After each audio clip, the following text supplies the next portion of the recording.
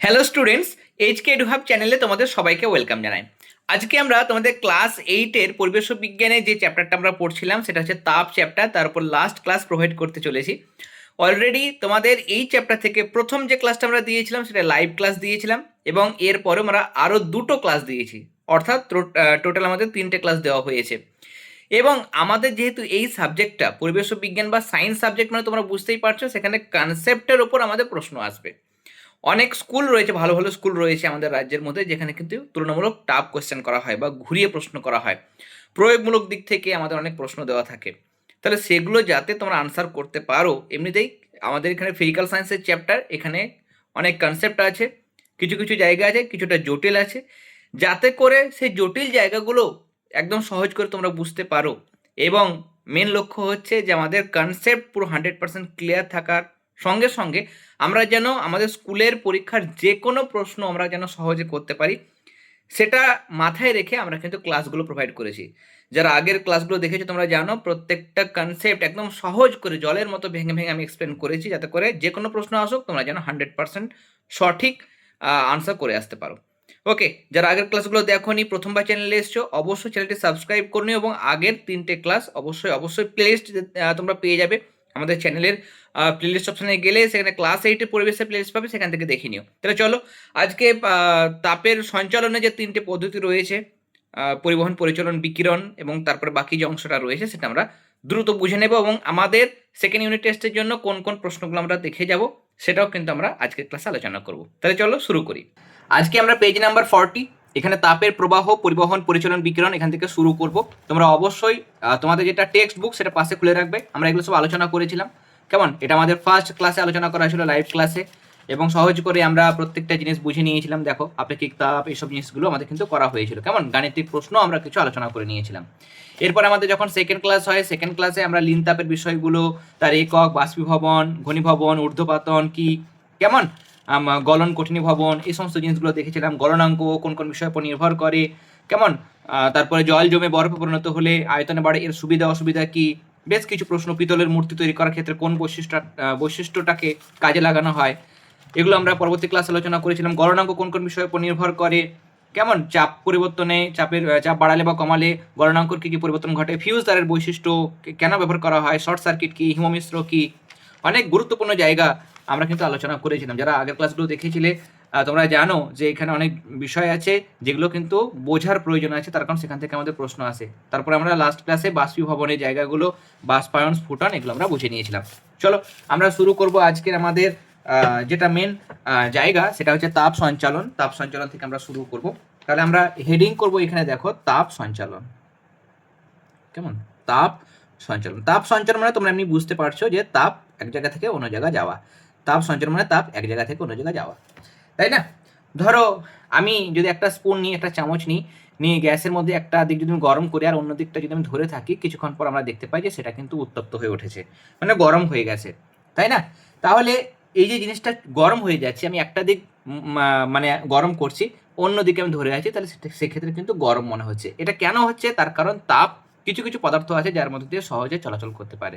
তাহলে এক জায়গা থেকে অন্য জায়গায় যে চলাচল করছে, এই ঘটনাকে কিন্তু বলা হয় তাপের সঞ্চালন। যেমন দেখো, ফুটন্ত জলের মধ্যে একটা যদি কাঠের স্কেল ডুবিয়ে দেওয়া হলো, বেশ কিছুক্ষণ পরে ওই কাঠের স্কেলে যে দিকটা জল থেকে বেরিয়ে আছে সেই দিকটা হাত দিয়ে ধরতে পারা যাবে কি? অন্য দিকটা কাঠের স্কেল যদি আমি ডুবিয়ে দিই ফুটন্ত জলের মধ্যে, অন্য দিকটা আমরা কিন্তু ধরতে পারবো। কিন্তু এখানে যদি স্টিলের চামচ ডোবানো হয়, তাহলে দেখবো যে উল্টো দিকে ধরতে গেলেই কিন্তু প্রচণ্ড গরম লাগবে। তাহলে কিছু কিছু পদার্থ আছে যার মধ্যে দিয়ে সহজে কিন্তু তাপ এক জায়গা থেকে অন্য জায়গায় যেতে পারে, যেমন স্টিলের চামচের ক্ষেত্রে। কিন্তু কাঠের ক্ষেত্রে আমরা দেখতে পাচ্ছি তাপটা গরম জলের মধ্যে ডোবাচ্ছে আর উল্টো দিকটা ধরছে, সেখানে কিন্তু অন্য দিকটা গরম লাগছে না, মানে এই কাঠের মধ্যে দিয়ে তাপটা কিন্তু যেতে পারছে না। ওকে, কাদের মধ্যে যাবে কাদের মধ্যে যাবে না সেগুলো আমরা আলোচনা করব। ওকে, প্রথমে তাহলে আমাদের এখান থেকে যদি প্রশ্ন আসে, এখান থেকে আমাদের প্রশ্ন আসতে পারে, সেটা হচ্ছে তাপ সঞ্চালন কি, কেমন, তাপ সঞ্চালন কাকে বলে, তাপ সঞ্চালন কাকে বলে, তাপের ছড়িয়ে যাওয়াকে বলে। কেমন, তাহলে তোমরা লিখবে যে উষ্ণতার, কেমন, উষ্ণতার পার্থক্যের জন্য, উষ্ণতার পার্থক্যের জন্য এক স্থান থেকে অন্য স্থানে তাপের চলাচলকে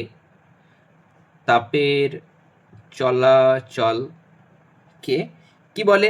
তাপ সঞ্চালন বলে। কেমন? এবং আমরা যেমন দেখেছি জল কি হয়, সবসময় উঁচু জায়গা থেকে নিচু জায়গায় প্রবাহিত হয়। এখানেও তাপ সঞ্চালনের ক্ষেত্রে কি হবে, কোনো একটা বস্তু রয়েছে যেটা বেশি উষ্ণতা, কারণ বেশি উষ্ণতার বস্তু থেকে কম উষ্ণতার দিকে তাপটা যাবে। বা একটা বস্তু যদি হয় তাহলে বেশি উষ্ণতার স্থান, যেটা বেশি উষ্ণতার স্থান, সেখান থেকে কম উষ্ণতার স্থানের দিকে কি যাবে? তাপ যাবে। কম উষ্ণতার স্থান, সেখানে কি হবে? কিসের প্রবাহ হবে? তাপ কিন্তু যাবে। যেমন আমরা যেটা দেখছিলাম যে হয়তো একটা পাত্র রয়েছে, সেটাকে আমি জল নিয়েছি, তার মধ্যে জল নিয়ে এটাকে কি করছি, আমি গ্যাস বার্নার দিয়ে সেটাকে আমি উত্তপ্ত করছি। এবার যদি আমি এখানে স্টিলের চামচটাকে আমি কিন্তু জলের মধ্যে যদি ডুবিয়ে দিই, এর মধ্যে যদি আমি স্টিলের চামচটাকে ডুবিয়ে দিই, কেমন? স্টিলের চামচ ডুবিয়ে দিই, তাহলে অন্য প্রান্তটা যদি ধরি তাহলে গরম হয়ে যাবে। তাহলে তাপ কি হচ্ছে, এখান থেকে এই জায়গাটা গরম হয়ে যাচ্ছে। গরম হওয়ার পরে উষ্ণতর স্থান থেকে শীতলতর স্থান, মানে গরম জায়গা থেকে কম উষ্ণতার জায়গাতে তাপ কিভাবে প্রবাহিত হয়। কেমন? তো এই যে তাপ যাচ্ছে এক জায়গা থেকে আরেক জায়গায় যাচ্ছে, কেন যাচ্ছে? উষ্ণতার পার্থক্যের জন্য। যদি দুটো স্থানের, এখানে তাপ বেশি এখানে তাপ কম, মানে এখানে উষ্ণতা বেশি এখানে উষ্ণতা কম, তাহলে বেশি উষ্ণতার স্থান থেকে কমের দিকে তাপটা যাবে। কেমন? যেদিকে উষ্ণতা বেশি সেখান থেকে কোন দিকে তাপ যাবে? যেদিকে উষ্ণতা কম। জল যেমন উঁচু জায়গা থেকে নিচুর দিকে যায়, সেরকম বেশি উষ্ণতার স্থান থেকে কম উষ্ণতার দিকে কি হবে? তাপের প্রবাহ হবে। তাহলে এই যে তাপটা যাচ্ছে এক জায়গা থেকে অন্য জায়গায় যাচ্ছে, সেটাকে তাপ সঞ্চালন বলে। তাপ সঞ্চালন কতভাবে হতে পারে? তাপ সঞ্চালন যেটা কথা বলছি আমরা, সেটার পদ্ধতি কত রকম রয়েছে না, তো 3 রকম পদ্ধতি রয়েছে। 3 রকম পদ্ধতির সাহায্যে তাপ কিন্তু এক জায়গা থেকে অন্য জায়গায় যেতে পারে। এক হচ্ছে পরিবহন। কেমন? পরিবহন পদ্ধতি। 2 নম্বর হচ্ছে আমাদের 2 নম্বর একটা পদ্ধতি রয়েছে, সেটা হচ্ছে পরিচলন। সব আমরা ডিটেলসে জানবো, কেমন? পরিচলন। আর আরেকটা পদ্ধতি হচ্ছে আমাদের বিকিরণ। এই 3টি পদ্ধতির মাধ্যমে কিন্তু এক জায়গা থেকে অন্য জায়গায় তাপের প্রবাহ ঘটে। পরিবহন, পরিচালন, বিকিরণ আমরা দেখব। তার আগে আরেকটা জিনিস আমাদের আলোচনা করতে হবে, সেটা হচ্ছে তাপের সুপরিবাহী, এবং আমরা দেখব এখানে তাপের সুপরিবাহী। আমি বলে দিচ্ছি, তাপের সুপরিবাহী মানে যে সমস্ত বস্তুর মধ্য দিয়ে তাপ সহজেই এক জায়গা থেকে অন্য জায়গায় যেতে পারে, বা যে সমস্ত পদার্থের মধ্য দিয়ে তাপ শক্তি খুব সহজেই পরিবাহিত হতে পারে, তাদের আমরা বলবো তাপের সুপরিবাহী। তাপের সুপরিবাহী কোনগুলো হয়? যে কোনো ধাতু অ্যাজ ফর এক্সাম্পল আমি লিখতে পারি লোহা লিখতে পারি, তামা লিখতে পারি, কেমন? স্টিল লিখতে পারি, কেমন? অ্যালুমিনিয়াম,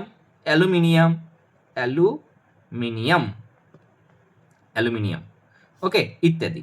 এগুলোর মধ্যে দিয়ে তাপ খুব সহজেই এক জায়গা থেকে অন্য জায়গায় যেতে পারে, তাই জন্য এদের বলা হয় তাপের সুপরিবাহী। আর একটা হচ্ছে তাপের কুপরিবাহী। এটা হচ্ছে গুড কন্ডাক্টর অফ হিট। আর তাপের কুপরিবাহী ব্যাড কন্ডাক্টর বা ইনসুলেটর বলতে পারি আমরা। তাপের কুপরিবাহী বা অন্তরকও বলতে পারি আমরা এটাকে। তাপের অন্তরক বলতে পারি, কেমন? তড়িতের কিন্তু না, হ্যাঁ। তাপের অন্তরক বা তাপের কুপরিবাহী মানে যে সমস্ত পদার্থের মধ্যে দিয়ে তাপ সহজে পরিবাহিত হতে পারে না বা তাপ পরিবাহিত হতে পারে না, তাদের বলা হয় অন্তরক। যেমন এই প্লাস্টিক হতে পারে, প্লাস্টিকের পেন, তার মধ্যে একদিক থেকে অন্যদিকে তাপ যাবে না। তাহলে অ্যাজ ফর এক্সাম্পল আমি বলতে পারি কোনগুলো? প্লাস্টিক, ওকে। প্লাস্টিক হতে পারে, কাঠ হতে পারে, কেমন? প্লাস্টিক, কাঠ, এগুলোর মধ্যে দিয়ে কিন্তু এক জায়গা থেকে অন্য জায়গায় তাপ যেতে পারে না। তাপের অন্তরক। বায়ু হবে, বায়ুটাও কিন্তু তাপের কুপরিবাহী, ওকে। এবার আমরা তাপ সঞ্চালনে যে পদ্ধতিগুলোর কথা বলছি, এখানে আমাদের দিয়েছে যে কাঠের মধ্য দিয়ে তাপ সহজে প্রবাহিত হতে পারে না, কিন্তু স্টিলের মধ্য দিয়ে তাপ সহজে প্রবাহিত হয়। কোনো কঠিন পদার্থের মধ্যে দিয়ে তাপ প্রবাহিত হওয়ার এই ঘটনার নাম হচ্ছে পরিবহন। মানে লোহা, তামা, কেমন? স্টিলের মধ্য দিয়ে মানে তাপ যাচ্ছে, তাহলে যার মধ্য দিয়ে তাপ যেতে পারে তাকে পরিবহন বলা হয়। সেই পদ্ধতির নাম হচ্ছে তাপের পরিবহন। যখন তাপের পরিবহন হয়, তাপ সঞ্চালনের এই পদ্ধতিতে পদার্থটির নিজের কোনো সরণ হয় না, বা পদার্থটির অণু, পরমাণু বা আয়নগুলোর কোনো সামগ্রিক সরণ হয় না। পদার্থের অণুগুলো এক জায়গা থেকে অন্য জায়গায় যায় না, শুধুমাত্র তাপগুলো যায়। আমি এটা বুঝিয়ে দিচ্ছি, কেমন? এই মানে বৈশিষ্ট্যগুলো তোমাদের সঙ্গে আলোচনা করব। প্রথমে যদি আমাদের সংজ্ঞা দিতে পারে, সংজ্ঞা জিজ্ঞাসা করতে পারে, তোমরা যদি শুনে লিখতে পারো তাহলে সেটা শুনে মানে চালিয়ে লিখতে পারো, যে পদ্ধতিতে কোনো বস্তুর মধ্য দিয়ে তাপ শক্তি বেশি উষ্ণতার স্থান থেকে কম উষ্ণতার দিকে পরিবাহিত হয়, কিন্তু বস্তুর কণাগুলোর কোনো স্থানচ্যুতি বা স্থান পরিবর্তন ঘটে না, তাকে তাপের পরিবহন বলে। তাহলে এখানে লিখবে, মানে শুধু এখানে উল্লেখ করবে যে পদ্ধতিতে কোনো বস্তুর মধ্য দিয়ে তাপ বেশি উষ্ণতার স্থান থেকে কম উষ্ণতার দিকে ছড়িয়ে পড়ে বা পরিবাহিত হয়, কিন্তু পদার্থের কণাগুলোর কোনো স্থান পরিবর্তন ঘটে না, তাকে পরিবহন বলে। ওকে, তাহলে এই জিনিসটা তোমরা এখানে পরিবহনের সংজ্ঞাটাতে দেবে। পরিবহনে অনেক সময় আমাদের কি জিজ্ঞাসা করে বলো তো? বৈশিষ্ট্য জিজ্ঞাসা করে, কারণ বৈশিষ্ট্য কিন্তু আমাদের অনেক সময় জিজ্ঞাসা করে। বৈশিষ্ট্যের মধ্যে আমরা এখানে দেখলাম যে তাপ শক্তির ক্ষেত্রে আমরা লোহা নিচ্ছি, তামা নিচ্ছি, অ্যালুমিনিয়াম নিচ্ছি, তার মধ্যে তাপ যাচ্ছে, তাহলে তাপ পরিবহনের জন্য একটা মাধ্যম দরকার। বিনা মাধ্যমে মানে শূন্য স্থানে কিন্তু তাপ পরিবাহিত হতে পারে না, পরিবহন পদ্ধতিতে পরিবাহিত হতে পারে না। তাহলে এক হচ্ছে মাধ্যম প্রয়োজন, মাধ্যম ছাড়া কোনোভাবেই পরিবহন পদ্ধতিতে তাপ এক জায়গা থেকে অন্য জায়গায় যেতে পারবে না। তাহলে পরিবহন পদ্ধতিতে তাপ সঞ্চালনের জন্য মাধ্যম বা জড় মাধ্যম প্রয়োজন। সেটা আমরা বিশেষভাবে দেখতে পাচ্ছি যে কঠিন পদার্থ দরকার, যার মধ্যে দিয়ে এক জায়গা থেকে অন্য জায়গায় তাপটা যাবে। ওকে, 2 নম্বর হচ্ছে যে পদার্থের কণাগুলোর স্থান পরিবর্তন ঘটে না। পদার্থের, এটা ভালো একটা পয়েন্ট, পদার্থের কণাগুলির স্থান পরিবর্তন ঘটে না। মানে এই জায়গা থেকে যখন তাপটা এই দিকে যাবে, শুধু তাপ শক্তিটা শুধু এখান থেকে এখানে, এখান থেকে এখানে, এখান থেকে এখানে, এরকম ভাবে একটার পাশের কণাগুলোতে ধীরে ধীরে ধীরে গিয়ে তাপটা শুধুমাত্র যাবে। কিন্তু এমন নয় যে এইখানকার যে কণাটা আছে সে এইখানে চলে আসলো তাপটা নিয়ে, বা এখানকার কণাগুলো এইদিকে চলে আসলো নিয়ে তাপটা আসলো, সেটা কিন্তু নয়। মানে এখানকার কণাটা এখানেই থাকবে, এখানকার কণাটা এখানেই থাকবে, এখানে যে কণাটা আছে সেটা এখানেই থাকবে, যেখানে যে কণা আছে, পদার্থের কণা আছে, সেটা সেখানেই থাকবে, সেগুলোর কোনো স্থান পরিবর্তন হবে না। কণাগুলো এক জায়গা থেকে অন্য জায়গায় তাপটাকে নিয়ে যাবে না, শুধু তাপ শক্তিটাই শুধু এক কণা থেকে পাশের কণায় ছড়িয়ে যাবে। কখনো কণাটাও জায়গা ছেড়ে এক জায়গা থেকে অন্য জায়গায় কিন্তু সরে আসবে না। কেমন? পদার্থের কণাগুলির কোনো স্থান পরিবর্তন কিন্তু এক্ষেত্রে ঘটে না। তুমি ভাবো, লোহার একদিকটা গরম করেছে, অন্যদিকে তাপ যাচ্ছে, তাহলে এখানে কি লোহার কণাগুলো এখান থেকে কি উড়ে যাচ্ছে, বা এখান থেকে হেঁটে হেঁটে বা দূরে চলে যাচ্ছে, সরে যাচ্ছে, নড়তে শুরু করেছে? তা কিন্তু হয় না। হয় কি? হয় না। তাহলে পদার্থের কণাগুলোর স্থান পরিবর্তন হয় না, শুধু এখান থেকে তাপটা পাশের কণাতে, তার পাশের কণাতে এরকমভাবে যায়, নিয়ে এখানে বেশি গরম হয়, তার থেকে এই দিকটা একটু কম গরম, তার থেকে একটু কম গরম হয়, তাই না? এই দিকটা সব থেকে বেশি গরম হয়। এরকমভাবে ধীরে ধীরে ধীরে তাপটা কিন্তু ছড়ায়। তাহলে এখানে পদার্থের কণাগুলোর কোনোরূপ কিন্তু স্থান পরিবর্তন ঘটে না। নেক্সট আমরা দেখলাম যে পরিবহন পদ্ধতি যেটা, সেটা শুধুমাত্র কি হয়? কঠিনের মধ্য দিয়ে হয়। কেমন? কঠিনের মধ্য দিয়ে শুধুমাত্র পরিবহন পদ্ধতিতে তাপ সঞ্চালিত হতে পারে। তার কারণ কি? এখানে কঠিন পদার্থের কণাগুলো খুব দৃঢ় থাকে। তাহলে মাধ্যমে যদি কণাগুলো খুব দৃঢ় হয়, কেমন? মাধ্যমের কণাগুলি যদি দৃঢ় হয়, কেমন? মাধ্যমের কণাগুলো দৃঢ় হলে তাপ দ্রুত ছড়িয়ে পড়ে। তাহলে মাধ্যমের কণাগুলো খুব দৃঢ় হতে হবে। কেমন? তরলের ক্ষেত্রে বা গ্যাসের ক্ষেত্রে হয় না, মাধ্যমের কণাগুলো দৃঢ় হয় না, কিন্তু কঠিনের ক্ষেত্রে হয়। তাই জন্য কঠিন পদার্থের মধ্য দিয়ে পরিবহন পদ্ধতিতে সহজে তাপ ছড়িয়ে যায়। ওকে, আর মাধ্যম প্রয়োজন, তাহলে এখানে আমরা অ্যাড করতে পারবো আর একটা জিনিস, সেটা হচ্ছে শূন্যস্থানে পরিবহন পদ্ধতিতে তাপ কিন্তু ছড়ায় না, শূন্যস্থানে ঘটে না। আমি জাস্ট মনে রাখার জন্য দিলাম। তোমরা আরেকটা পয়েন্টও করতে পারো, এখানে লিখতে পারো যে শূন্যস্থানে পরিবহন পদ্ধতিতে তাপ এক জায়গা থেকে অন্য জায়গায় ছড়িয়ে যায় না। ওকে, তাহলে তাপের পরিবহনের অনেক সময় আমাদের সংজ্ঞা জিজ্ঞাসা করে, বা তাপের পরিবহনের বৈশিষ্ট্যগুলি লেখো, তখন তোমরা কিন্তু এই জিনিসটা লিখবে। ওকে, আর তাপের পরিবহন একটা উদাহরণের সাহায্যে যদি বলে, উদাহরণের সাহায্যে দেখাও কিভাবে পরিবহন ঘটে। পরিবহন পদ্ধতি যদি উদাহরণের সাহায্যে দেখাতে বলে, কেমন? উদাহরণের সাহায্যে দেখাও। তাহলে উদাহরণের সাহায্যে যদি আমাদের দেখাতে বলে, তখন তোমরা ওই যেটা আমাদের দেওয়া ছিল ছবি, সেটা তোমরা দেখাতে পারো। কেমন? এই যে জলটা নেওয়া ছিল, এই জলের মধ্যে এই জল রয়েছে, এখানে জলটাকে কি করা হয়েছে, এখানে ধরো আমাদের তার জালি আছে, কেমন? তার জালি রাখা আছে, এখানে গ্যাস বার্নার আছে, কেমন? গ্যাস বার্নার দিয়ে এটাকে কিন্তু উত্তপ্ত করা হচ্ছে। ওকে, এটা কিন্তু তার জালির সাহায্যে এটাকে কিন্তু উত্তপ্ত করা হচ্ছে। কেমন? ওকে, উত্তপ্ত করলে এখানে যদি আমাদের একটা স্টিলের চামচ থাকে, কেমন স্টিলের চামচ থাকে, তাহলে এখানে পরিবহন পদ্ধতির তাপটা কিন্তু এইখান থেকে এদিক দিয়ে ছড়িয়ে যাবে। ওকে, এই জিনিসটা দেখাতে পারো। বা তুমি হয়তো একটা মোমবাতি নিয়েছো, একটা হয়তো মোমবাতি নিয়েছো, কেমন একটা মোমবাতি নিয়ে এই মোমবাতির মধ্যে, এই শিখার মধ্যে তুমি হয়তো একটা লোহার দণ্ড ধরেছো, লোহার দণ্ড।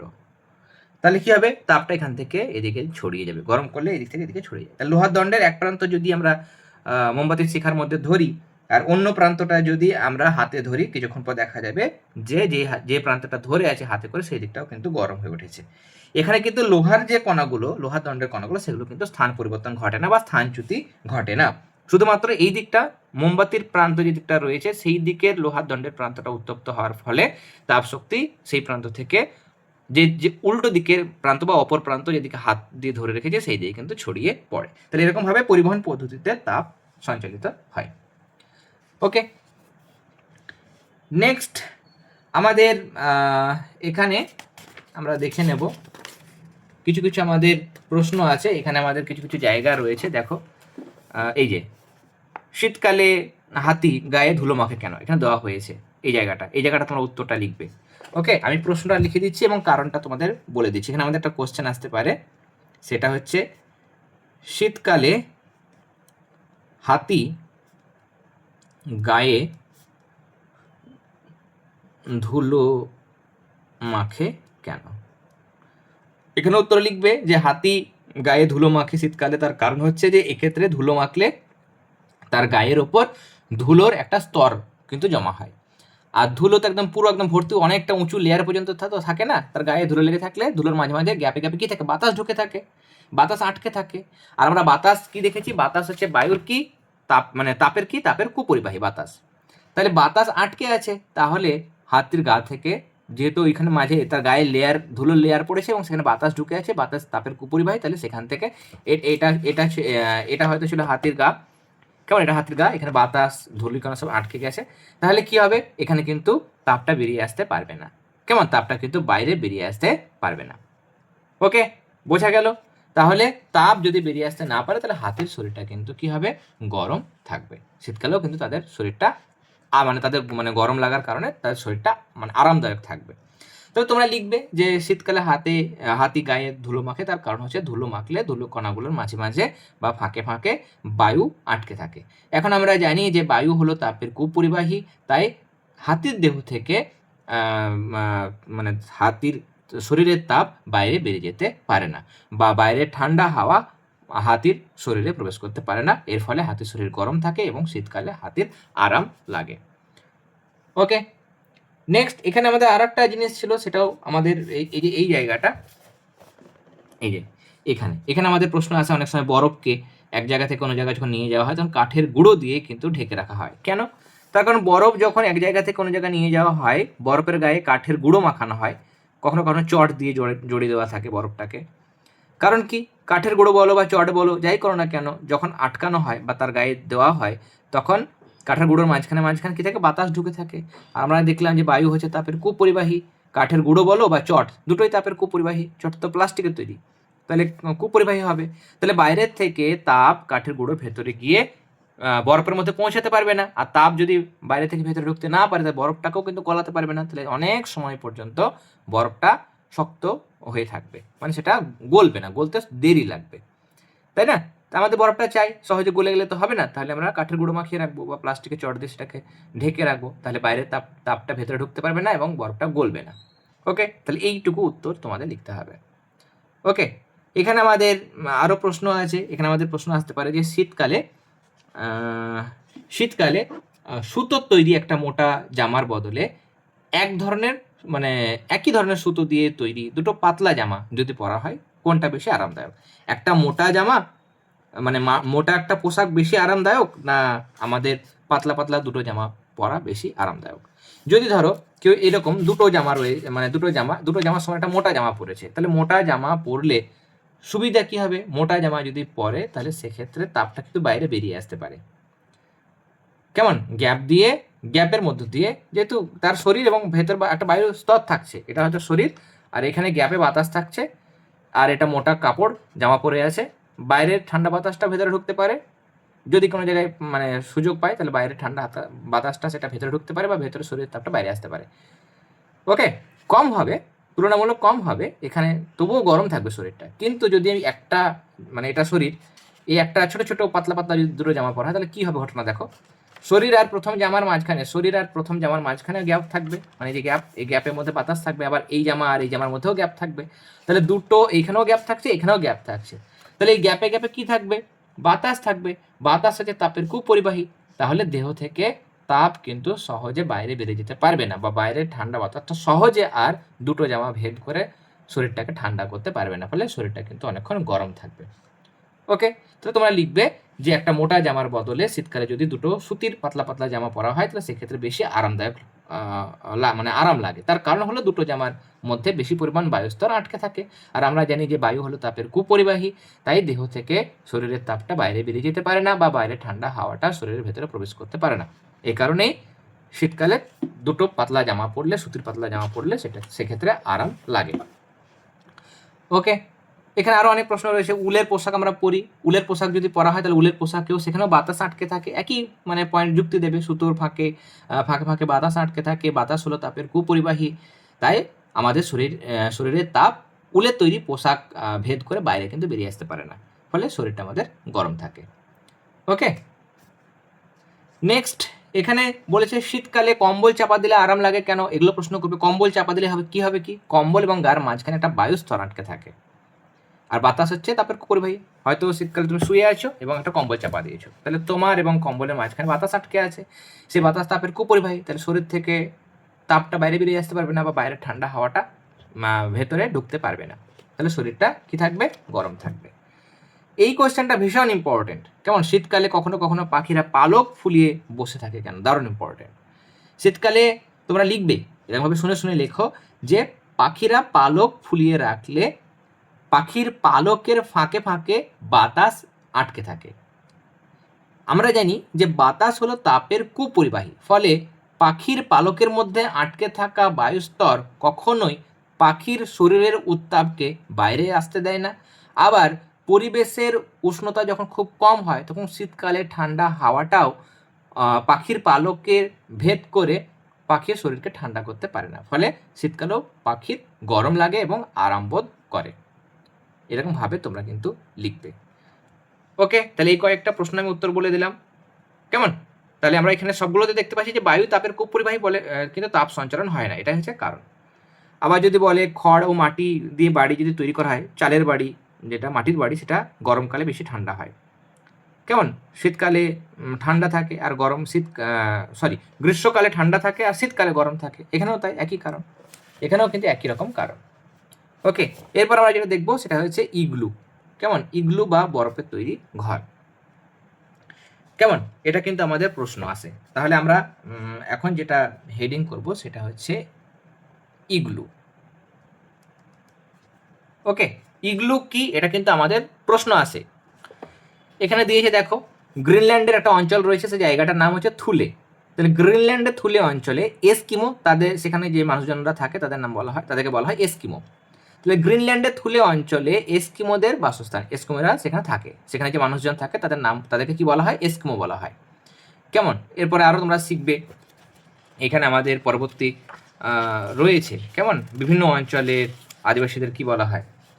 কেমন, মরুভূমিতে দেখো স্যান বুসম্যান থাকে, কালাহারি মরুভূমিতে, কেমন এরকম বিভিন্ন রকম ভাগ রয়েছে। রেড ইন্ডিয়ান আমেরিকার মরু অঞ্চলে থাকে, এরকম ওই গ্রিনল্যান্ডের থুলে অঞ্চলে যে সমস্ত মানুষজন থাকে, মানে এক ধরনের প্রজাতি, তাদের বলা হয় এস্কিমো। কেমন, এরা বরফ দিয়ে বাড়ি তৈরি করে। কেন বরফ দিয়ে বাড়ি তৈরি করে, তার কারণ বরফ দিয়ে বাড়ি তৈরি করলে কি হয়, বরফ হচ্ছে তাপের কুপরিবাহী, বরফ হচ্ছে তাপের কুপরিবাহী। তাহলে শীতকালে যখন প্রচণ্ড ঠান্ডা, চারিদিকে বরফ জমে আছে, বরফ দিয়ে বাড়ি করে যদি ভেতরে থাকা হয়, তাহলে ভেতরে যে গরমটা তৈরি হবে, এবার ধীরে ধীরে পরিবেশটা তৈরি হবে, তখন সেই তাপটা কিন্তু বরফ ভেদ করে বাইরে আসতে পারবে না, তাহলে ভেতরের জিনিসটা গরম থাকবে। আবার বাইরে যে ঠান্ডা হাওয়া, সেটাও কিন্তু বরফ ভেদ করে ভেতরে ঢুকতে পারবে না, ফলে হবে কি, ইগলু একটা বরফের ঘর তৈরি করেছে, সে ঘরের বাইরে প্রচণ্ড ঠান্ডা হাওয়া বইছে বা ঠান্ডা পরিবেশ, সেটা বাইরের পরিবেশটা ঠান্ডা থাকবে, কিন্তু ভেতরের পরিবেশটা ইগলুর ঘরের ভেতরটা কী হবে, গরম থাকবে। ওকে, তাহলে এই জিনিসটা কিন্তু তোমরা করবে। ইগলু কি তোমরা এটাই লিখবে যে গ্রিনল্যান্ডের থুলীয় অঞ্চলে এস্কিমোদের বাসস্থান, ইগলু হলো বরফের তৈরি বাড়ি। এটা বরফ দিয়ে কেন বানানো হয় না? তো ইগলু বরফ দিয়ে তৈরি করা হয়, তার কারণ বরফ হলো তাপের কুপরিবাহী। তাই ইগলুর ভেতরে যে তাপ সেটা সহজেই কুপরিবাহী বরফের স্তরকে ভেদ করে বাইরে আসতে পারে না, ফলে ঘরের ভেতরটা বেশ গরম থাকে। ওকে, তাহলে আমাদের পরিবহন থেকে মোটামুটি যে সমস্ত প্রশ্নগুলো আসে সেগুলো আমরা আলোচনা করলাম। এরপরে আমরা দেখবো যেটা তাপের 2 নম্বর পদ্ধতি, সেটা হচ্ছে তাপের পরিচলন। আমি কোশ্চেন আনসার তোমাদের একবার দেখিয়ে দেবো লাস্টে, একটা রেফারেন্স বই থেকে বা সহায়িকা থেকে তোমাদের দেখিয়ে দেবো। ওকে, তাপের পরিচলন, আর যদি অন্য একটা ক্লাস দেওয়া হয় সেটাও করতে পারো। তাপের পরিচলন, তাপের পরিচলন মানে এখানে এই যে পদ্ধতি রয়েছে, এখানে কি হবে, তরল বা গ্যাসের কণাগুলো যাবে, পরিচলনে কিন্তু কঠিনটা যায় না। এখানে কি হবে, এখানে তরল বা গ্যাসের কণা যাবে, তরল বা গ্যাসের কণা, গ্যাসের কণাগুলো যাবে। কেমন, গ্যাসের গরম অংশ সেখান থেকে, মানে গরম অংশ থেকে কম গরম অংশ মানে শীতলতর অঞ্চলে কিন্তু তাপটা ছড়াবে, এবং কণাগুলো নিজেরা স্থান পরিবর্তন করবে, নিজেরা কিন্তু স্থান পরিবর্তন করবে। ওকে, তো তোমরা এখানে লিখতে পারো, আমি বলে দিচ্ছি, শুনে শুনে তোমরা লিখবে যে যে পদ্ধতিতে তরল বা গ্যাসের কণাগুলি নিজেরা স্থান পরিবর্তন করে বেশি উষ্ণতার স্থান থেকে কম উষ্ণতার স্থানে তাপ সঞ্চালন করে তাকে তাপের পরিচলন পদ্ধতি বলে। ওকে, তাহলে এটা আমরা কিন্তু দেখলাম। ওকে, বা আমাদের এখানেও একটু দেওয়া হয়েছে, এখানে এই জায়গাটাতে ব্যাখ্যা করে দেওয়া হয়েছে, এই যে বেশি উষ্ণতার বায়ু নিজেই এখান থেকে তাপ পরিবহন করে নিয়ে যায়, এই ঘটনাটা এখানে বলেছে, এখানে ঘটছে। এখানে দেখো উনুনের খুব কাছে বাতাস উনুন থেকে তাপ নিয়ে গরম হয়, এবং উত্তপ্ত বাতাস কি হয়, লঘু হয়, আয়তনে বেড়ে যায়, ঘনত্ব কমে যায়। তাহলে আয়তন বেড়ে গেল, প্রসারিত হলো, বায়ুর ঘনত্ব কমে যাচ্ছে, আয়তন বেড়ে যাচ্ছে, প্রসারিত হচ্ছে, হালকা হচ্ছে, ফলে বাতাসটা কিন্তু উপরে ওঠে, আর আশেপাশে যে ঠান্ডা বাতাস সেটা কিন্তু এখানে আসে। এরকমভাবে একটা স্রোতের তৈরি হয়, মানে এখানে ঠান্ডা বাতাস আসে, সেটা উনুনের তাপে গরম হয়, সেটা উপরে উঠে যায়, মানে বাতাসটা নিজের কণাগুলো নিজেরা কিন্তু চলে যাচ্ছে, এখান থেকে এখানে চলে যাচ্ছে। পরিবহনে শুধু তাপটা যাচ্ছিল, কণাগুলো, পদার্থের কণাগুলো যাচ্ছিল না, কিন্তু পরিচলনে পদার্থের কণাগুলো স্থান পরিবর্তন করবে, এক জায়গা থেকে অন্য জায়গায় যাবে। তাহলে এখানে ঠান্ডা বাতাস সেটা গরম হয়ে উপরে উঠলো, আবার অন্য জায়গায় ঠান্ডা বাতাস আসলো উপরে গেল, এরকমভাবে চক্রাকার একটা স্রোতের সৃষ্টি হয়, এটাকে পরিচলন স্রোত বলে। কেমন, পরিচলন স্রোত কিন্তু এটাকে বলা হয়। ওকে, তাহলে পরিচলন যদি আমাদের সংজ্ঞা জিজ্ঞাসা করে যে পরিচলন কাকে বলে, তাহলে তোমরা ওটাই লিখবে যে পদ্ধতিতে মাধ্যমের কণাগুলো নিজেরা স্থান পরিবর্তন করে উষ্ণ অংশ থেকে শীতল অংশে তাপ ছড়িয়ে দেয় বা সঞ্চালন করে, তাকে তাপের পরিচলন বলে। ওকে, এবার দেখো এখানে পরিচলন, আমাদের পরিচলন স্রোত জিনিসটা বলেছে, এটা তোমরা নিজেরা পরীক্ষা করতে পারো। এখন যদি এগুলোর প্রয়োগটা কমে গেছে, এই ল্যাম্প এরকম আগে হতো, কেমন কেরোসিন ভরে তারপরে এটা কাঁচ দিয়ে ঘেরা থাকতো, আমরাও এগুলোতে কিন্তু পড়াশোনা করেছি অনেক সময়, যখন ইলেকট্রিসিটির প্রবলেম হতো তখন ছোটোবেলায় আমরা একদম ছোটো ছিলাম তখন পড়াশোনা করতাম। তো এখানে টি আকারে যদি একটা কার্ডবোর্ড কেটে রেখে দেওয়া হয়, তাহলে কি ঘটবে, একটা চক্রাকার স্রোত তোমরা দেখতে পাবে। এমনিতে এখানে তাপ, এটা ফাঁকা থাকে মুখটা, কেমন নিয়ে জ্বলছে, হয়তো এটা তো মোমবাতি দিয়ে পরীক্ষা করছে, কিন্তু এমনিতে কেরোসিন দেওয়া থাকতো, নিয়ে ল্যাম্প এটা কিন্তু থাকতো, কাঁচের ল্যাম্প নিয়ে সেটা জ্বলতো, কেমন, আর এটা উপরটা ফাঁকা থাকতো। এখানে পরীক্ষা করার জন্য ধরো কাঁচের এরকম একটা নিয়েছে, নিয়ে এখানে মোমবাতির ভেতরে রেখেছে, তাহলে তাপ মানে বাতাসটা বেরিয়ে যাবে, গরম হবে, বেরোবে, কেমন, কিন্তু কোন দিকে ঠান্ডা বাতাস ঢুকছে আর কোন দিকে গরম বাতাস বেরোচ্ছে সেটা তো তুমি বুঝতে পারছো না। তো সেটা বোঝার জন্য কি করা হয়েছে, একটা টি আকৃতির, মানে এইখানে ধরো একটা আমাদের পাত্র নিয়েছে, এই এই পাত্রটা, এখানে একটা পাত্র ধরো নিয়েছে, মানে জার নিয়েছে বলতে পারো। ওকে, এখানে একটা মোমবাতিকে খাড়াভাবে বসানো হয়েছে, কেমন, এখানে একটা মোমবাতিকে খাড়াভাবে বসানো হয়েছে। ওকে, নিয়ে এইখানে আমাদের একটা কি করা হয়েছে, এখানে আমাদের একটা ওই যে কাঁচের যেটা কথা বলছি আমি, কাঁচের একটা, মানে এই ল্যাম্পের ক্ষেত্রে যেটা ব্যবহার করা হয়, এটা কিন্তু বসিয়ে দেওয়া হয়েছে, বায়ুনিরোধভাবে এখানে কিন্তু আটকে দেওয়া হয়েছে। এবার যদি এটা শিখাটা জ্বালিয়ে দিয়েছে, এটা শিখাটা জ্বলছে, মোমবাতির শিখাটা জ্বলছে, তাহলে সব বাতাস বেরোচ্ছে, কিন্তু কোন দিকে ঢুকছে সেটা বুঝতে পারছি না। সেটা বোঝার জন্য আমরা কি করেছি, একটা টি শেপের, আমি এরকমভাবে আঁকছি, এটা টি শেপের একটা কিন্তু মানে কার্ডবোর্ডটাকে এখানে ভরে দেওয়া হয়েছে। ভরে দেওয়ার পরে দেখা যাচ্ছে যে এখানে একদিকটা ঠান্ডা, একটা দিকটা গরম, তুমি কিন্তু বুঝতে পারবে। দেখা যাবে যে কি হবে, দুটো আলাদা রাস্তা হয়ে গেল, তখন কি হবে, এই দিকে কিন্তু ঠান্ডা বাতাসটা ঢুকবে, এদিকে ঠান্ডা বাতাস ঢুকলো, এখানে ঢুকলো, এখানে আসলো, এখানে আসলো, নিয়ে এখানে মোমবাতি শিখায় এসে গরম হবে। গরম হওয়ার পর আমরা কি বলেছি, বাতাস যখন গরম হয় তখন তার আয়তনটা বাড়ে। আয়তন বাড়া মানে ঘনত্ব কমা। কেমন? ঘনত্ব কমা মানে হালকা হয়ে যাবে। তাহলে এখানে ঠান্ডা বাতাসটা এই দিক দিয়ে ঢুকলো, নিয়ে ঢোকার পরে এরকম ধরো মুখটা এরকম ছিল আর এই টি শেপের এরকমভাবে রাখা হয়েছে, মানে টি শেপের মাথাটা তুমি দেখতে পাচ্ছ, এটা হয়তো এ, আর এরকমভাবে আটকে দিয়েছে। আটকাবার জন্য তো দরকার, তো এরকমভাবে করা আছে। কেমন? তাহলে একটা দিকে মানে ঠান্ডা বাতাসটা ঢুকবে এই গর্তটা দিয়ে, এই গর্তটা দিয়ে ঠান্ডা বাতাসটা ঢুকে নিচে গিয়ে গরম হবে, এটা দিয়ে কিন্তু বেরিয়ে আসবে। তাহলে বাঁ দিকটা এটা দিয়ে ঢুকছে আর এটা দিয়ে বাতাসটা বেরোবে, গরম বাতাসটা বেরোবে। তো সেটাই কিন্তু আমাদের এই জায়গার মধ্যে হবে। কেমন? তাহলে এটা গরম, এখানে আসলো, ঠান্ডা বাতাসটা আসলো, গরম হওয়ার পর এবার এটা দিয়ে যাবে, এটা দিয়ে গিয়ে বেরিয়ে যাবে। তাহলে একটা স্রোতের কিন্তু সৃষ্টি হচ্ছে, একটা দিয়ে ঢুকছে আর একটা দিয়ে বেরোচ্ছে, এই যে ঘটনা সেটাকে বলা হয় পরিচলন স্রোত। এটাকে কি বলবো আমরা? পরিচলন স্রোত কিন্তু বলবো। সংজ্ঞায় যদি আসে তোমরা এখানে লিখবে নিজেরা যে পরিচলন পদ্ধতিতে তরল বা গ্যাসের গরম অংশ অপেক্ষাকৃত হালকা হয়ে উপরে উঠে যায় এবং উপর বা আশেপাশের ঠান্ডা বা ভারী অংশ নিচে নামে। তাহলে এখানে গ্যাসের কথা হচ্ছে, এখানে গ্যাসটা মানে যেটা এখানে কি হচ্ছে, আসছে উত্তপ্ত হওয়ার পর উপরে চলে আসছে, উত্তপ্ত হয়ে উপরে উঠছে আর ঠান্ডাগুলো নিচে নামছে। ঠান্ডা বাতাসটা নিচে নামে, গরম হয়ে উপরে ওঠে। কেমন? যদি এটা জল নিতাম, একটা যদি আমি পাত্র নিয়েছি, জল নিয়েছি, এখানে জল নিয়েছি, এখানেও আমরা গ্যাসে বসে যদি গরম করতাম, তাহলে এখানে নিচেটা গরম হতো, গরম জলটা কিন্তু এখানে উপরে উঠে আসতো। উপরে উঠে আসার পর এখানে উঠে আসতো। কেমন? পুরো ভর্তি জল নিয়েছি, উপরে ওঠার পরে উপর দিকে যে ঠান্ডা জল সেটা নিচের দিকে আসতো, নিচে আবার সেটা গরম হয়ে উপরে উঠতো, আবার উপরকার ঠান্ডাটা নিচে আসতো, এরকমভাবে চক্রাকারটা স্রোত সৃষ্টি হতো। তাহলে তরলেও হতে পারে, গ্যাসেও হতে পারে। কেমন? তরলের ক্ষেত্রেও হতে পারে, পরিচলন তো তরলেও হয়, গ্যাসেও হয়, সেটা আমরা লিখেছি আগেই। তাহলে তোমরা লিখবে যে পরিচলন পদ্ধতিতে তরল বা গ্যাসের উত্তপ্ত অংশ অপেক্ষাকৃত হালকা হয়ে উপরের দিকে উঠে যায় এবং উপরের ঠান্ডা এবং ভারী অংশ নিচে নামে। এর জন্য তরল বা গ্যাসের মধ্যে একটা চক্রাকার স্রোতের সৃষ্টি হয়, একেই পরিচলন স্রোত বলে। কেমন? তাহলে এরকমভাবে তোমরা লিখবে।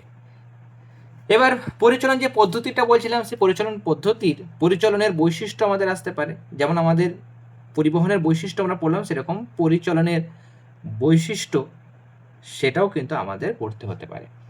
এখানে কোন কোন পদার্থের মধ্যে দিয়ে যায়? তরল ও গ্যাসের মধ্যে ঘটে, তরল ও গ্যাসীয় পদার্থের মধ্যে ঘটে।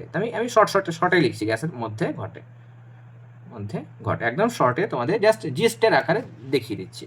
তাহলে পরিচালন পদ্ধতিতে তাপের সঞ্চালন শুধুমাত্র তরল ও গ্যাসীয় পদার্থের মধ্যে ঘটে। 2 নম্বর আমি কি লিখতে পারবো? এখানে কিন্তু আমরা পরিবহনে যেমন জড় মাধ্যম বলছিলাম, এখানেও কিন্তু জড় মাধ্যম প্রয়োজন হচ্ছে। এই যে তরল বা গ্যাস, এটা তো জড় মাধ্যম, তাহলে জড় মাধ্যম প্রয়োজন, মাধ্যম দরকার, মাধ্যম ছাড়া যেতে পারে না, কারণ বায়ুশূন্য স্থানে কিন্তু পরিচালন হবে না। ওকে, আর কি? আর এখানে আরেকটা দেখতে পাবো আমরা, সেটা হচ্ছে মাধ্যমের কণাগুলির স্থান পরিবর্তন ঘটে। মাধ্যমের কণাগুলির স্থানচ্যুতি, বা যেটাকে আমি কি বলবো, স্থান পরিবর্তন ঘটে।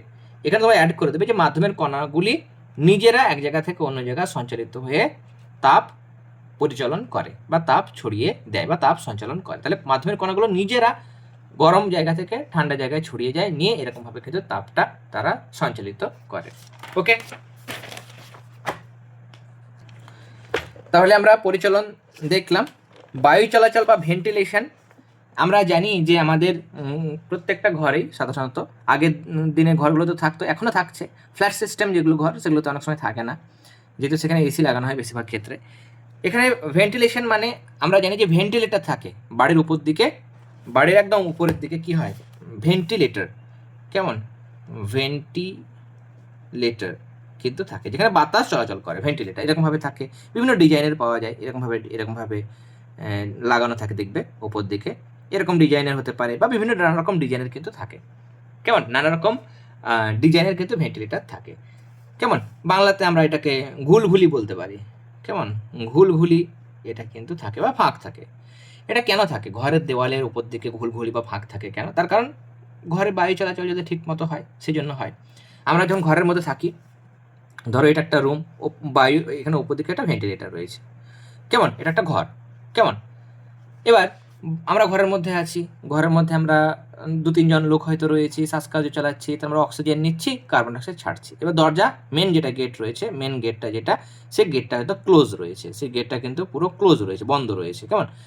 এবার মানুষজন আছে, এখানে মানুষজন রয়েছে, তাহলে এখানে শ্বাসকার্য চালাচ্ছে, শ্বাসকার্য চালালে ফলে কী হবে, অক্সিজেন নিচ্ছে, কার্বন ডাইঅক্সাইড ছাড়ছে। তাহলে এখানে একসময় ঘুলঘুলি যদি না থাকতো আর দরজা বন্ধ হয়ে আছে, তাহলে ভেতরে একসময় অক্সিজেন শেষ হয়ে যেত আর কার্বন ডাইঅক্সাইডে ভর্তি হয়ে যেত, ফলে আমাদের শ্বাসকার্য চালানো অসুবিধা হতো এবং শ্বাস মানে দম বন্ধ হওয়ার মতো অবস্থা সৃষ্টি হতো। সেটা যাতে না হয় তার জন্য ঘুলঘুলি করা হয়। আমরা যখন নিঃশ্বাস ত্যাগ করি, যে বাতাসটা আমরা ছাড়ি কার্বন ডাইঅক্সাইড, নিঃশ্বাস ত্যাগ করি, সেটা তুমি যদি একটা আঙুল দিয়ে নাকের কাছে ধরো, তা দেখবে যে বাতাসটা আমরা ছাড়ছি সেটা কিন্তু গরম বাতাস। তাহলে নিঃশ্বাস ছাড়ছি, কার্বন ডাইঅক্সাইড যুক্ত বাতাস ছাড়ছি, সেটা গরম বাতাস হওয়ার জন্য কী হবে, গরম বাতাসটা তখন এরকমভাবে উপর দিকে উঠে এদিক দিয়ে বাইরে বেরিয়ে যায়, বাইরের দিকে কিন্তু বেরিয়ে যায়। আবার বাইরে যেটা ঠান্ডা বাতাস, অক্সিজেনযুক্ত বাতাস, সেই অক্সিজেনযুক্ত বাতাসটা আবার ঘুলঘুলি অনেকগুলো ফাঁক রয়েছে, সেই অনেকগুলো ফাঁকের মধ্যে যে কোনো ফাঁকের মধ্যে ঢুকে এই দিক দিয়ে ভেতরে ঢুকবে, নিয়ে বাতাস কিন্তু আবার বিশুদ্ধ বাতাস মানে অক্সিজেনযুক্ত বাতাস কিন্তু ঘরের মধ্যে প্রবেশ করবে। তাহলে ভেতরে অক্সিজেন সাপ্লাই চলবে, তাহলে আমাদের শ্বাসকার্য চালাতে অসুবিধা হবে না, তাই না? তাহলে ঘুলঘুলি বা ভেন্টিলেটর থাকা কিন্তু ভালো। তো তোমরা লিখবে যে ঘরে বায়ু চলাচল করার জন্য ঘরের উপর দিকে ভেন্টিলেটর বা ঘুলঘুলি রাখা হয়। আমরা যখন শ্বাসকার্য চালাই বা ঘরের মধ্যে যদি আগুন জ্বালানো হয়, তাহলে সেক্ষেত্রে ঘরের বাতাসটা উত্তপ্ত হয়ে ওঠে। এর পাশাপাশি আমরা নিঃশ্বাস ত্যাগ করার সময় কার্বন ডাইঅক্সাইড ছাড়ি, তার ফলে ঘরের বাতাসটা দূষিত হয়ে ওঠে। তাহলে এই দূষিত উত্তপ্ত বায়ু, যেহেতু উত্তপ্ত বায়ু হালকা, তার জন্য উপর দিকে ওঠে এবং উপর দিকে উঠে ঘুলঘুলি দিয়ে বাইরের দিকে বেরিয়ে যায়, বা দরজা জানলা যদি খোলা থাকে তাহলে সেদিক থেকে বেরিয়ে যেতে পারবে। তো আমার এখানে ঘুলঘুলির প্রশ্ন আছে, তাহলে উপর দিকে ঘুলঘুলি দিয়ে বেরিয়ে যায় এবং বাইরে যেটা ঠান্ডা বাতাস সেটা ঘুলঘুলি দিয়ে ভেতর দিকে প্রবেশ করতে পারে, কেমন। ঘুলঘুলি দিয়ে প্রবেশ করতে পারে বা ঠান্ডা বাতাস এই দরজার ফাঁক দিয়েও প্রবেশ করতে পারে, কেমন। দরজার ফাঁক দিয়েও এখানে কিন্তু ঠান্ডা বাতাস প্রবেশ করতে পারে, ঠান্ডা বাতাস এটা সাধারণত হয়। যদি দরজা খুলে রাখো তাহলে গরম বাতাসটা উপর দিয়ে উড়ে যাবে, আর ঠান্ডা বাতাস সেটা এই দরজার ফাঁক দিয়ে প্রবেশ করবে, দরজা জানলার ফাঁক দিয়ে। দরজা রয়েছে বা এখানে কোনো উইন্ডো রয়েছে, এই উইন্ডো দিয়ে বা এইদিকে একটা উইন্ডো রয়েছে, সেই উইন্ডো দিয়ে কিন্তু প্রবেশ করবে, কেমন। আর যদি সব বন্ধ করে দেওয়া থাকে তখন ভেন্টিলেটর দিয়েও কিন্তু বায়ু চলাচলটা চলবে, কিন্তু আমাদের জানলা তো থাকে বা ছোট দরজা থাকলেও দরজার নিচের দিকে একটু ফাঁক ফোকর থাকে, সেটা কি হয়, ওই ঘুলঘুলি দিয়ে গরম বাতাসটা বাইরে চলে গেল, দূষিত বাতাস উত্তপ্ত বাতাসটা বাইরে চলে গেল, আর এটা দিয়ে ঠান্ডা বাতাসটা ভেতর প্রবেশ করে। জানলা খোলা থাকলে জানলা দিয়ে বা দরজার ফাঁক দিয়ে নিচের দিয়ে ঠান্ডা বাতাসটা প্রবেশ করে। তাহলে ঠান্ডা বাতাসগুলো দরজার ফাঁক দিয়ে জানলা দিয়ে আসবে, আর নিঃশ্বাসের মাধ্যমে যে গরম বাতাসটা আমরা ছাড়ছি বা ঘরে কোনো আগুন জ্বালালে সেই গরম বাতাসটা সেটা ঘুলঘুলি দিয়ে বাইরে বেরিয়ে যায়, ফলে বায়ু চলাচলটা বজায় থাকবে। ওকে, এবার এখানে যদি প্রশ্ন আসে যে আমরা যদি বলি এখানে ধরো যে শীতকালে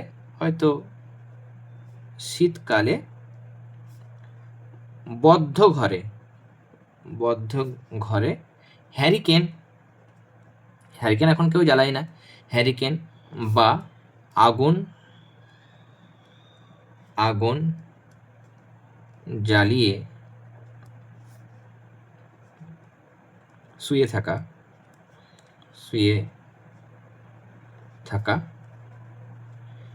বিপজ্জনক কেন? আসলে কি বলতো, এখানে যে ঘটনাটা ঘটে সেটা হচ্ছে যে হ্যারিকেন বা আগুন যখন আমরা জ্বালাই, তখন হ্যারিকেন জ্বালাতে গেলে কেরোসিন লাগে, কেরোসিনটা পুড়ে সেটা জ্বলে এবং আলো পাওয়া যায়, মানে সেই শিখার মাধ্যমে মানে আলোটা তৈরি হয়। বা যখন কোনো আমি ঘরে আগুন জ্বালাচ্ছি তখন যে কোনো একটা মানে জ্বালানিকে পোড়াচ্ছি, সেটা কয়লা হতে পারে, কাঠ হতে পারে। এবার এই যে আমরা আগুন জ্বালাচ্ছি, কেরোসিন হতে পারে বা কয়লা হতে পারে বা কাঠ হতে পারে, এগুলো জ্বালানোর ফলে কী হবে, কার্বন ডাইঅক্সাইড তৈরি হয়, কেমন। কার্বন ডাইঅক্সাইড তৈরি হয়, কার্বন ডাইঅক্সাইড মানে CO2। এর থেকে ক্ষতিকারক গ্যাস হচ্ছে কার্বন মনোক্সাইড, সেটাও কিন্তু তৈরি হয়। তাহলে যখন যে কাঠগুলো বা যে কয়লাগুলো পুরোপুরি পুড়ে যাচ্ছে সেখান থেকে কার্বন ডাইঅক্সাইড, আর অসম্পূর্ণ যদি দহন হয় তাহলে কার্বন মনোক্সাইড তৈরি হয়। এই গ্যাস দুটো কিন্তু প্রচণ্ড ক্ষতিকারক। এবার যদি ঘর বন্ধ করে তুমি আগুন জ্বালিয়েছো বা হ্যারিকেন জ্বালিয়েছো, তাহলে ঘরের ভেতরে প্রচুর কার্বন ডাইঅক্সাইড, কার্বন মনোক্সাইড তৈরি হবে। এই গ্যাসটা সব থেকে ক্ষতিকারক, এটা প্রচণ্ড ক্ষতিকর গ্যাস, কেমন, ক্ষতিকারক এটা গ্যাস। তাহলে এই ক্ষতিকারক গ্যাস আমাদের শ্বাসের মাধ্যমে ভেতরে শরীরে প্রবেশ করবে এবং শরীরে কিন্তু বিষক্রিয়া সৃষ্টি হবে বা মৃত্যু পর্যন্ত কিন্তু ঘটতে পারে। তার জন্য শীতকালে দরজা জানলা সমস্ত কিছু বন্ধ করে বদ্ধ ঘরের মধ্যে হ্যারিকেন বা আগুন জ্বালিয়ে শুয়ে থাকা কখনোই উচিত নয়। ওকে, এবার আমাদের এখানে কিছু জায়গা রয়েছে, স্থলবায়ু রয়েছে, সমুদ্রবায়ু রয়েছে, কিছু জায়গা যেগুলো আমাদের কিছু কিছু স্কুল রয়েছে, অনেক সময় আমাদের ওই স্কুলগুলোতে প্রশ্নগুলো দেয়, সে কারণেই আমরা কিন্তু এটা করব। ওকে, আমাদের ভূগোল বইও কিন্তু আছে। কেমন? স্থলবায়ু প্রথমে আমরা দেখব। স্থলবায়ু মানে রাতের কথা ভাবো। কেমন? রাত্রিবেলার কথা ভাববো আমরা। কেমন? রাত্রিবেলা যদি এমন হয়, ধরো এখানে জলাশয় রয়েছে, এখানে কোনো জলাশয় রয়েছে, পুকুর হতে পারে, নদী হতে পারে। কেমন? এখানে জলাশয় রয়েছে, আর এখানে ধরো বাড়ি রয়েছে একটা, মানে এখানে আমি বোঝানোর জন্য বলছি, এটা হয়তো একটা বাড়ি রয়েছে। কেমন? হয়তো একটা বাড়ি রয়েছে। রাত্রিবেলা কি হবে? এখানে মাটি রয়েছে, এগুলো মাটি রয়েছে, এই মাটিগুলো যেমন গরম হচ্ছে, জলভাগটাও কিন্তু গরম হচ্ছে। কিন্তু দুটো কি একই তাপ দিচ্ছে? সূর্য যতক্ষণ ছিল ততক্ষণ দুটোই গরম হয়েছিল। কেমন? কিন্তু গরম হওয়ার পর যেই সূর্যটা অস্ত গেল, এবার তো আর গরম হবে না। রাত্রিবেলায় সূর্য যখন অস্ত চলে গেছে, তখন এবার মাটিটাও তাপ ছাড়বে, জলটাও তাপ ছাড়বে, নিয়ে ঠান্ডা হতে চাইবে। সূর্য অস্ত যাওয়ার পর থেকে যে সন্ধ্যা নামলো, সন্ধ্যার পর থেকে মাটিটাও ঠান্ডা হয়, জলটাও ঠান্ডা হতে থাকে। কিন্তু রাত্রিবেলা কি হয়? দুটো ঠান্ডা হলেও জলভাগ এবং স্থলভাগ উভয়ই তাপ বিকিরণ করলে জলভাগের চেয়ে স্থলভাগ অতি দ্রুত তাপ বিকিরণ করে। মানে জল ঠান্ডা হবে, মাটিটা ঠান্ডা হবে, কিন্তু জলের থেকে মাটিটা বেশি তাড়াতাড়ি তাপ ছাড়তে পারে। ফলে মাটিটা কি হবে? তাড়াতাড়ি ঠান্ডা হবে। মাটি যদি তাড়াতাড়ি ঠান্ডা হয়ে যায়, তাহলে মাটির চারপাশে এদিকে যে বাতাস রয়েছে, এদিকে যে বাতাসগুলো রয়েছে, সেই বাতাসটাও তাড়াতাড়ি ঠান্ডা হবে। অপরদিকে সমুদ্রের জলটা অতটা ঠান্ডা হতে পারেনি, বা জলাশয়ের জলটা অতটা ঠান্ডা হতে পারেনি, ফলে এখানে যে বাতাসগুলো রয়েছে, সেই বাতাসগুলো কিন্তু অতটা ঠান্ডা হতে পারেনি। এবার হিসাব মতো দেখা গেল যেহেতু মাটিটা বেশি ঠান্ডা হয়েছে, এটা বেশি ঠান্ডা হয়েছে, আর এখানে তুলনামূলক কি আছে? এই জায়গাটা ততটা ঠান্ডা হতে পারে, গরম জায়গা রয়েছে। তাহলে এখানে বাতাসটাও ঠান্ডা, আর এখানকার বাতাসটাও কিন্তু গরম বাতাস, মানে এখানে বাতাসটা কিন্তু গরম। এবার বাতাস যদি গরম হয়, তাহলে গরম বাতাসটা এখানে উপর দিকে চলে যাবে, গরম বাতাসটা উপর দিকে উড়ে চলে যাবে, তাহলে এখানে শূন্যস্থান সৃষ্টি হবে। সেই শূন্যস্থান পূরণ করার জন্য মাটি থেকে বা স্থলভাগ থেকে বাতাসটা কিন্তু এইদিকে চলে যাবে, এইদিকে বয়ে আসবে শূন্যস্থানগুলোকে পূরণ করার জন্য। কেমন? তাহলে মাটি থেকে বা স্থলভাগ থেকে যেহেতু বাতাসটা যাচ্ছে, তাই জন্য এর নাম হলো স্থলবায়ু। যেখান থেকে যায় সেখান থেকে নাম হয়। তাহলে স্থলভাগ থেকে যাচ্ছে বলে এর নাম হয়ে গেল স্থলবায়ু।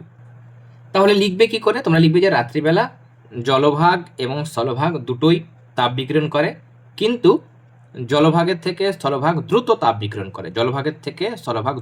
বিকিরণ করে।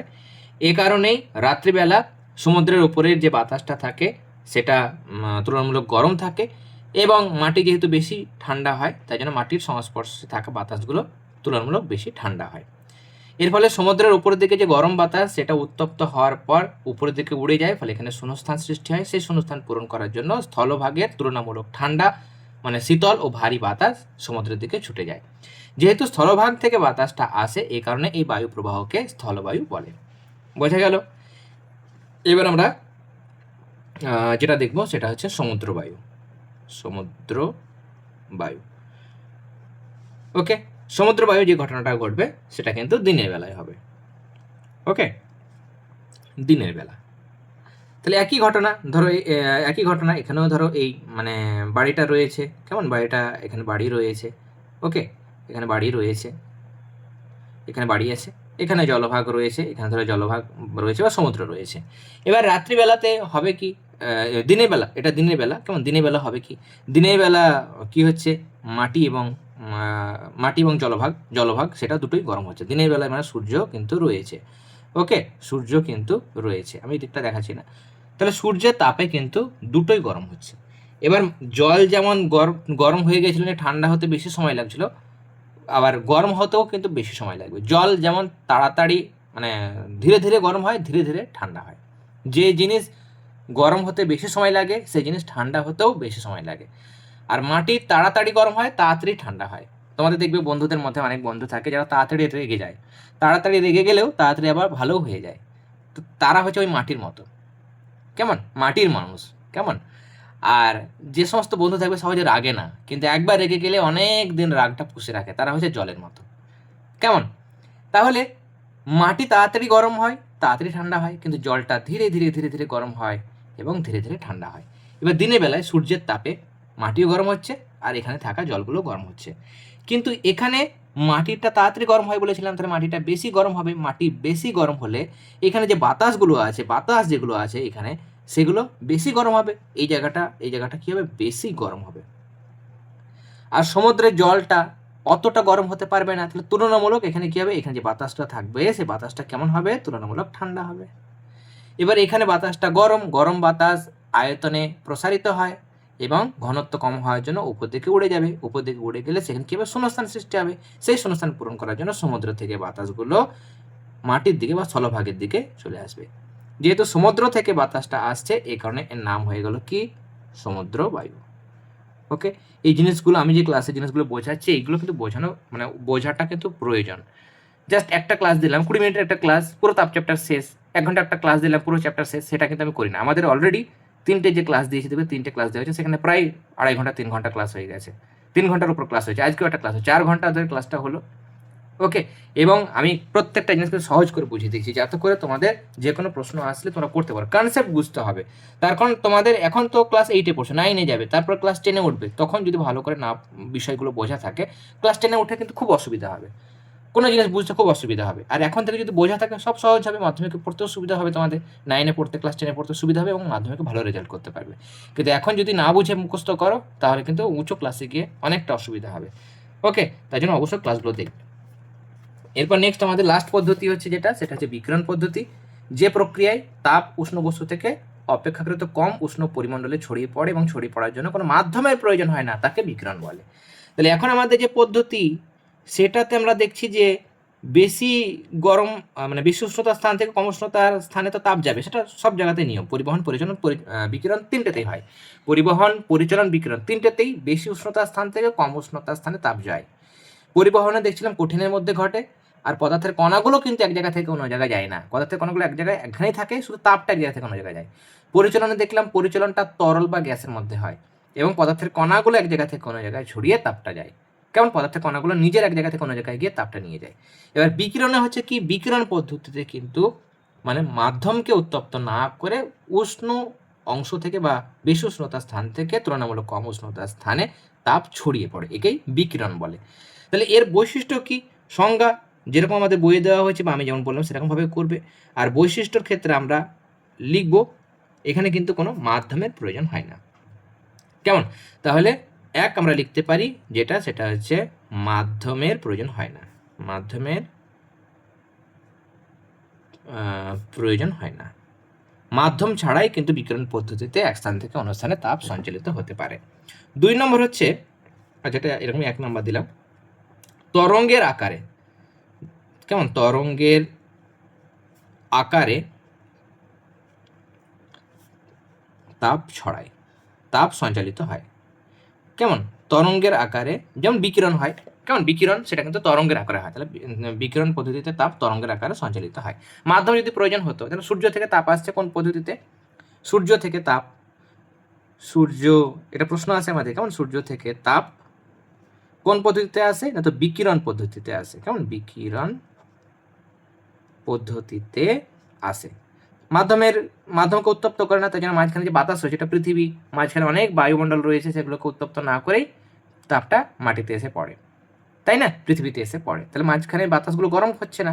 গরমটা কি করে হচ্ছে? না তো মাটি গরম হচ্ছে, তারপর মাটিকে বাতাসগুলো ঘষা যাচ্ছে, মাটির কাছাকাছি এসে বাতাসগুলো তারপরে গরম হচ্ছে।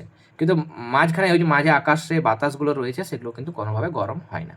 তাহলে মাধ্যম ছাড়াই কিন্তু সরাসরি ভূপৃষ্ঠে তাপটা এসে পড়ে। তাহলে সূর্য থেকে তাপ বিকিরণ পদ্ধতিতে আসে। আর মাধ্যমের প্রয়োজন হয় না, তরঙ্গের আকারে তাপ কিন্তু ছড়িয়ে পড়ে। ওকে, আর এখানে এই পদ্ধতিতে মানে তাপ সঞ্চালনের বেগ সব থেকে বেশি। কেমন? তাপ সঞ্চালনের বেগ অন্যান্য পদ্ধতির চেয়ে বেশি। অন্যান্য পদ্ধতি মানে পরিবহন পরিচালনা থেকে বেশি। অন্যান্য পদ্ধতির চেয়ে বেশি, মানে পরিবহনে তাপ ছড়ায় ধীরে ধীরে, তার থেকে দ্রুত তাপ ছড়ায় পরিচালন পদ্ধতিতে, পরিচালনের থেকেও আরো ফাস্ট দ্রুত তাপ ছড়ায় বিকিরণ পদ্ধতিতে। কেমন? যদি আমরা শূন্যস্থান দেখি, শূন্যস্থানে বিকিরণ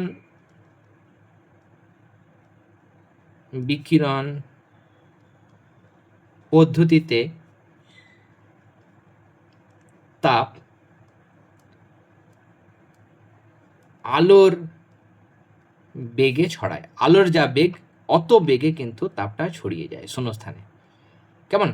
শূন্যস্থানে আলোর বেগে কিন্তু তাপটা ছড়ায়, এটা কিন্তু মনে রাখতে পারো। ওকে, তাহলে এই জিনিসগুলো আমরা দেখলাম। এবার যদি আমাদের অনেক সময় পার্থক্য আমাদের জিজ্ঞাসা করে, কেমন পার্থক্য আমাদের পরিবহন, পরিচলন আর একটা হচ্ছে বিকিরণ। এই তিনটে পদ্ধতির মধ্যে আমাদের কিন্তু অনেক সময় পার্থক্য জিজ্ঞাসা করে। তাহলে আমাদের এখানে বিষয় যখন তোমরা লিখবে, আমি লিখে দিচ্ছি না, আমি জাস্ট একটা করে তোমাদের ব্যাখ্যা করার জন্য এগুলো বলছি। মাধ্যম লিখবে, কেমন? পরিবহন পদ্ধতির ক্ষেত্রে মাধ্যমের প্রয়োজন আছে, এখানেও মাধ্যমের প্রয়োজন আছে, কিন্তু বিকিরণ পদ্ধতিতে মাধ্যমের প্রয়োজন নেই। কেমন? তারপরে সঞ্চালনের বেগ, তাপ সঞ্চালনের বেগ তোমরা লিখবে সঞ্চালনের বেগ, বানানগুলো তোমরা দেখে নিও। সঞ্চালনের বেগ, তাপ সঞ্চালনের বেগ, এটা কি হয়? তাপ সঞ্চালনের মানে বেগ কম, এখানে বেগ কম, তাপ সঞ্চালন বেগ কম। আর এর কি হবে? এই পদ্ধতিতে তাপ সঞ্চালনের বেগটা আরেকটু বেশি, তুলনামূলক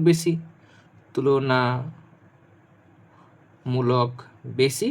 আর এটা হচ্ছে সবচেয়ে বেশি, সবচেয়ে দ্রুত ঘটে তাপ সঞ্চালন। ওকে, স্থান পরিবর্তন, মাধ্যমের স্থান পরিবর্তন, কেমন? মাধ্যমের কণাগুলির, এটা বলি সবথেকে ভালো হবে, মাধ্যমের কণাগুলির স্থান পরিবর্তন। এখানে মাধ্যমের কণাগুলোর স্থান পরিবর্তন কিন্তু ঘটে না। লোহা, তামা, অ্যালুমিনিয়ামের মধ্যে যখন তাপ যায় তখন কণাগুলো এক জায়গা থেকে অন্য জায়গায় কিন্তু যায় না, শুধু তাপটা যায়, তো স্থান পরিবর্তন ঘটে না। এখানে মাধ্যমের কণাগুলো স্থান পরিবর্তন ঘটে।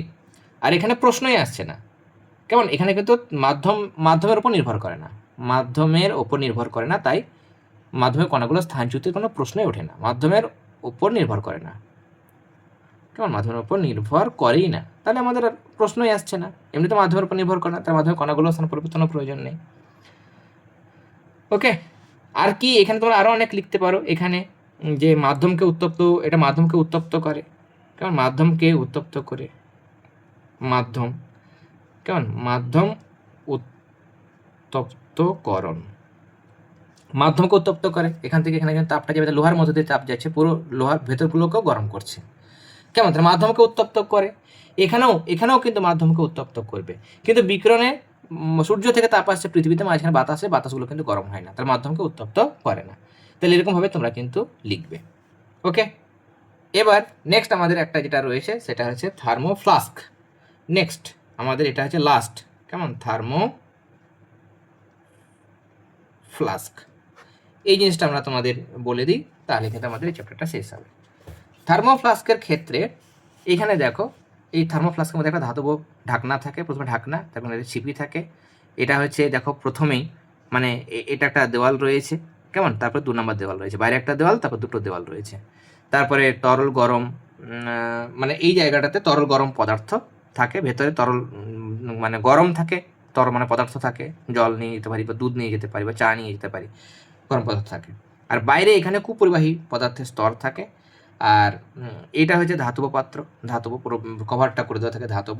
আর এখানে একটা স্প্রিং থাকে, স্প্রিং নিয়ে একটু উঁচু জায়গাতে এটা সেট করা থাকে। ওকে, এখানে কিভাবে ঘটনাটা ঘটে দেখো, এটা যিনি তৈরি করেছিলেন বিজ্ঞানী জেমস ডিওয়ার। অনেক সময় প্রশ্ন আসে থার্মোফ্লাস্ক কে আবিষ্কার করেন, তাহলে উত্তর হবে জেমস ডিওয়ার এটা তৈরি করেন। আর আমাদের কি প্রশ্ন আসতে পারে? কার্যনীতি অনেক সময় প্রশ্ন আসতে পারে, কার্যনীতিটা তোমরা দেখবে, গঠনটা আমাদের আসে না অনেক সময়, কেমন? তাহলে কিন্তু কার্যনীতি আসে। তাহলে কাঁচের পাত্রে যেটা মানে কাঁচ, সেটা তাপের কুপরিবাহী, কাঁচের আমাদের দেওয়াল থাকে, কেমন? যেটা ভেতরে কাঁচের পাত্র থাকে সেটা কিন্তু কি থাকে, মানে কাঁচ যেহেতু তাপের কুপরিবাহী। পাত্রটি খোলা মুখ, সেটাও কিন্তু তাপের ছিপি থাকে, সেটা মানে আমাদের ছিপি যেটা থাকে সেটাও কিন্তু কুপরিবাহী, প্লাস্টিকের হয়তো ছিপি থাকলো। পাত্রটির কাঁচ দিয়ে তৈরি অংশটি চারপাশে কুপরিবাহী পদার্থ দিয়ে কিন্তু ঘেরা থাকে। এখানে দেখো কুপরিবাহী পদার্থ দিয়ে কিন্তু ঘেরা আছে, কেমন? এবার ফলে পরিবহনের মাধ্যমে তাপ সঞ্চালন ব্যাহত হয়। তাহলে পরিবহন পদ্ধতিতে তাপ যাচ্ছে না, তার কারণ হচ্ছে যে এক হচ্ছে কাঁচ তাপের কুপরিবাহী, তার মধ্যে দিয়ে তাপ যাবে না। ছিপি টিপি সেগুলোও কিন্তু কুপরিবাহী। আর মাঝখানে দেখো কুপরিবাহী পদার্থ দিয়ে এগুলোতে ঘেরা আছে, তাহলে বাইরে থেকে তাপ ঠান্ডা বা গরম বাতাস কখনো যেতে পারবে না, বা ভেতরকার হয়তো গরম দুধ ভরা আছে বা গরম জল ভরা আছে, সেই তাপটাও কিন্তু বাইরে আসতে পারবে না, যেহেতু মাঝখানে কুপরিবাহী পদার্থ। তাহলে তাপ সঞ্চালন হবে না, পরিবহন বা মানে বাদ চলে গেল, পরিবহনের জন্য মাধ্যম দরকার। তো এখানে কুপরিবাহী পদার্থ রয়েছে, মাঝখানে গ্যাপ রয়েছে, তাহলে কুপরিবাহী পদার্থতে তাপটা এক জায়গা থেকে কোনো জায়গায় যাবে না, তাহলে পরিবহন কিন্তু হবে না। ওকে, আবার দুই দেওয়ালের মাঝখানে, এই একটা দেওয়াল আর এই একটা দেওয়াল, দুই দেওয়ালের মাঝখানে এই যে এই জায়গাটা, এখানে কি আছে, গ্যাপ রয়েছে, বায়ুশূন্য, প্রায় বায়ুশূন্য করা হয়। তাহলে বায়ুশূন্য যদি থাকে মানে সেখানে মাধ্যম নাই, আর মাধ্যম না থাকলে যেহেতু আমরা দেখেছিলাম যে পরিবহন পরিচালনা দুটোতেই মাধ্যম দরকার, তাহলে মাধ্যম নাই, দুটো দেওয়ালের মাঝখানে মাধ্যম নেই, বাতাস একদম নেই বললেই চলে, বাতাসটাকে বার করে রাখা হয়েছে, নিষ্কাশন করা হয়েছে। তাহলে বাতাস যদি না থাকে, মাধ্যম নাই মানে পরিবহনও হবে না, পরিচালনাও হবে না, তাহলে পরিবহন বন্ধ হয়ে গেছিল অলরেডি। মাধ্যম না থাকার জন্য আরও ভালো রকমভাবে পরিবহনটা বন্ধ হয়ে গেল, পরিচালন পদ্ধতিতেও ভেতরকার তাপটা বাইরে আসতে পারবে না বা বাইরের তাপটা ভেতরে ঢুকতে পারবে না। এবার আমাকে কি বন্ধ করতে হবে, পরিবহন বন্ধ হয়ে গেছে, পরিচালন বন্ধ হয়ে গেছে, আমাকে 3 নম্বর পদ্ধতি মানে বিকিরণ বন্ধ করতে হবে। বিকিরণ বন্ধ করার জন্য কি করছে দেখো, বিকিরণ প্রক্রিয়ায় বাইরে থেকে তাপ ভেতরে প্রবেশ করার সময় প্রথম দেওয়াল দ্বারা প্রতিফলিত হয়।